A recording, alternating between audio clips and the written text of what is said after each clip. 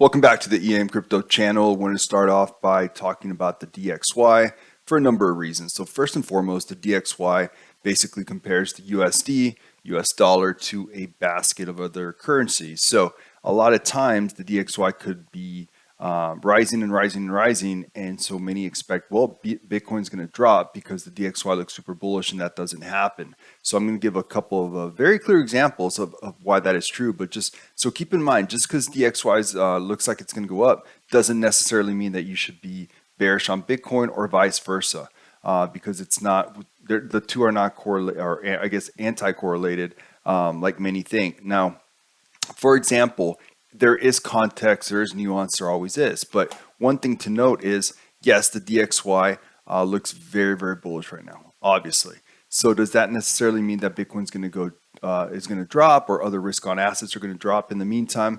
Maybe not. And one thing that I wanted to give as an example is if you look at the China money supply, so the M2 chart for China, for the yuan, you'll see that ever since China reopened, the money supply has increased quite a bit. So as they're adding more and more liquidity to the markets, that's had to do a lot with Bitcoin's run, in my opinion. Yes, Bitcoin's run from 15K to 31K had a lot to do with the many things. Of course, the fact that these banks are pretty much insolvent and that we can't really trust our banking system, that has had a lot to do with it. That use case, that narrative, whatever you want to call it, has played into it.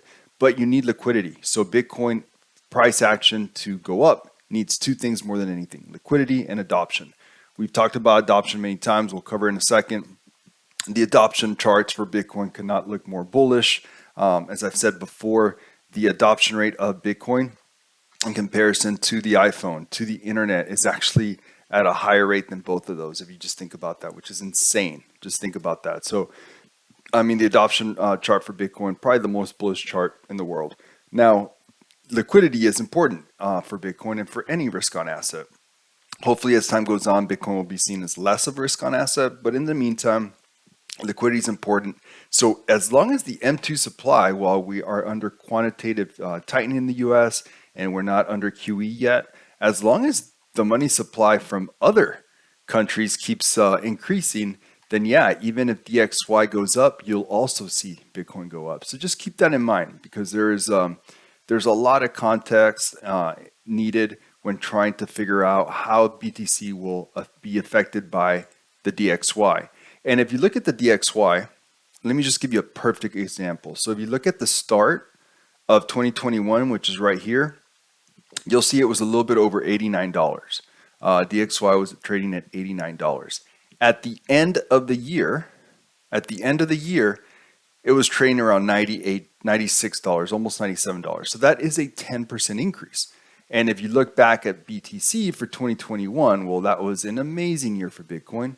Went all the way up from about 20K, all the way up that year towards the end of the year, got up to, well, all-time high almost, right? The second all-time high of 64K. So yeah, basically that alone right there proves that for a whole year, both of them could go up, both of them could go down. They don't have to necessarily show price action that's inverted. So definitely wanted to bring that up because that's a big, big piece of the pie.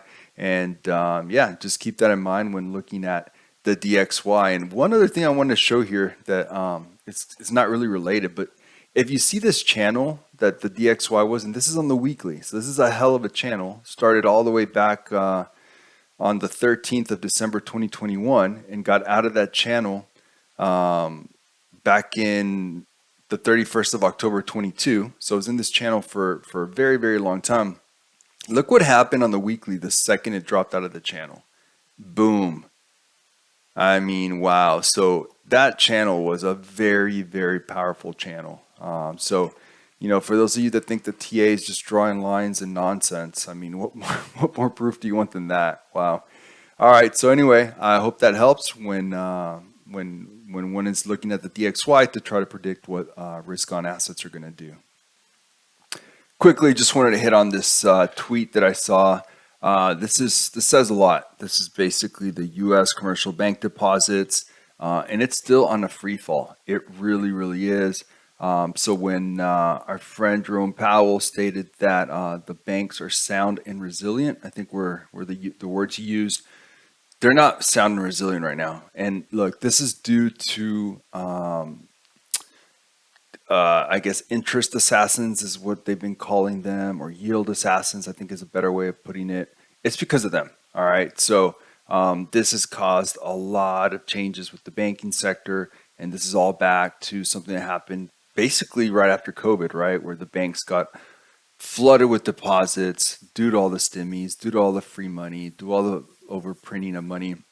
So they no longer had to provide their depositors with incentives to keep the deposits in there. They just got flooded with deposits. So forget the fact that then they tried to game the Fed, and instead of giving out loans, they basically took that money and basically looked for yield themselves. Forget about all that. Just bottom line, this started back because of COVID, and it doesn't seem to be getting any better. So are the banks sound and resilient? No, of course not. They're underwater with all of their bonds. And yeah, I mean, banks are literally insolvent right now. So are we going to have other banks have issues in the weeks and months to come? I think so. I think so. So you haven't heard much in the last week or so about this, but it's coming. I think it's coming. So all right. So Bitcoin hash rate chart still looking very, very, very strong. You know, and I know that there's been a lot of concern with these ordinals, but I think that will kind of work itself out. And yeah, the Bitcoin hash rate network has never been more secure, and just keeps looking better and better. And then if you look at addresses with a balance of one or more Bitcoin, done. Finally got there. We are finally over a million and 205 wallets have a Bitcoin or more. I am part of that group and proud to be part of that group. And also keep in mind, we're looking at, you know, a lot of different people have Bitcoin in different wallets, right?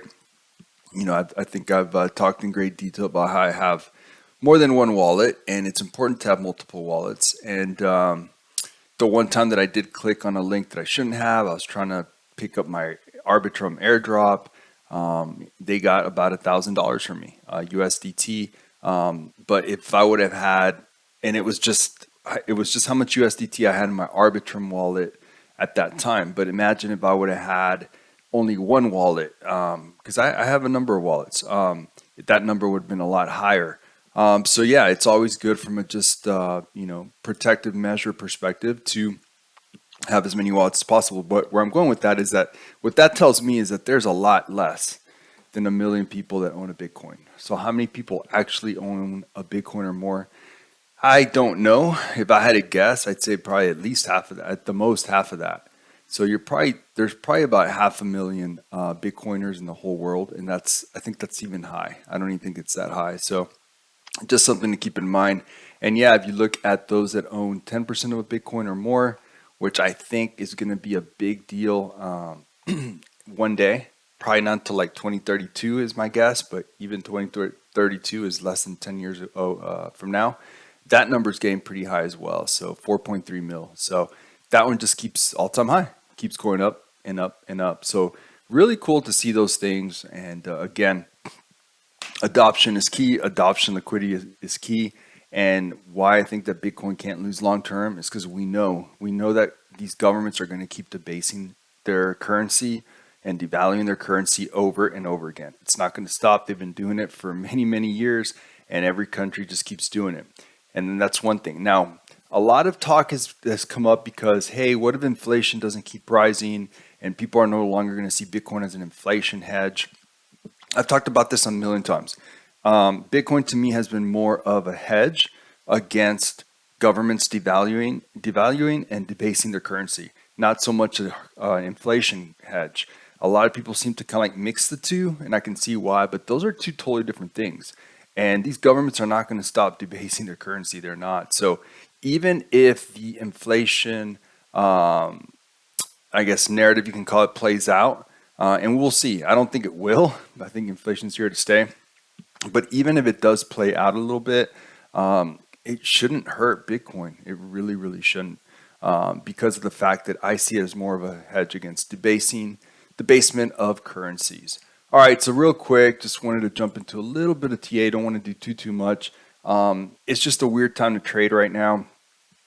because of the fact that we got this debt ceiling crisis and no one really knows what's going to happen, right? So it's just a weird time to trade. I took a trade yesterday, a small one, closed in about 2 hours, and Bitcoin went up like 200 points, so I shorted it and then closed my short when I was happy with the profit.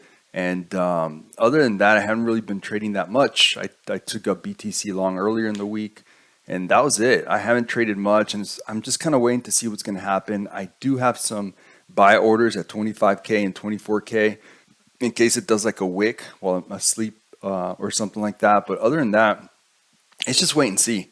This debt ceiling crisis is it's getting a little weird. I do think that for the most part it is just theater. They can't let this happen. The military cannot go a whole day where they're basically off, right? They're not getting paid. There's no money to support them. That's not going to happen. So it's all theater. They're going to work it out beforehand. What we don't know is what day it's going to happen, how the markets are going to react. I think every day that we get closer to that deadline, you're just going to see the markets drop a little bit more because everyone's going to want to play it safe, right? Not exactly the greatest play to take on all this risk when you don't know what's going to happen with this debt ceiling. So I think that's what's going to be what drives the market for the next week or so. But I don't want to be short on any position because the second the news comes out that they came to an agreement, I think it's going to be like an everything rally, and everything's going to rally.